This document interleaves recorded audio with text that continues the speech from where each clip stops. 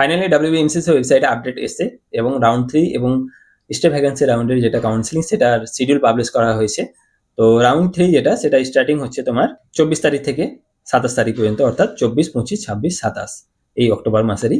তারপরে অনলাইন যেটা ফিজ পেমেন্ট সেটা 27 তারিখের মধ্যেই করতে হবে। তারপরে যারা রেজিস্ট্রেশন করেছে তাদের ভেরিফিকেশনটা হবে 25 তারিখ এবং 28 তারিখ। এরপরে অনলাইন যেটা সিট সারেন্ডার করা হয়, যারা কলেজ পেয়েছে যদি সিট সারেন্ডার করতে চাও তাহলে সেটা হচ্ছে 24 তারিখ এবং 25 তারিখ, দুদিন সময় রয়েছে। এবার যারা রেজিস্ট্রেশন করলো থার্ড রাউন্ডে এবং সিট ম্যাট্রিক্স যেটা, তাদের লিস্টটা পাবলিশ হবে 29 তারিখের মধ্যে এবং চয়েস ফিলিং যেটা সেটা তোমরা করতে পারবে 29 তারিখ এবং 30 তারিখ, এই দুদিন অক্টোবর মাসে সময় রয়েছে।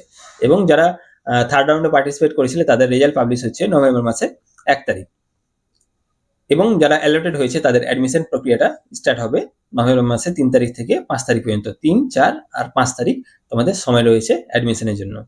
এবার এসো অনলাইন স্টে ভ্যাকেন্সি রাউন্ড। সেখানে অনলাইন রেজিস্ট্রেশন স্টার্টিং হচ্ছে নভেম্বর মাসের 7 তারিখ থেকে 9 তারিখ পর্যন্ত।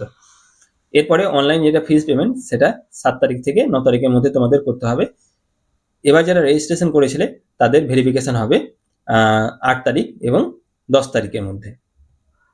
এবার যারা স্টে ভ্যাকেন্সি রাউন্ডে পার্টিসিপেট করেছিল তাদের লিস্টটা এবং সিট ম্যাট্রিক্স যেটা সেটা তোমরা পাবে নভেম্বর মাসের 11 তারিখের মধ্যে।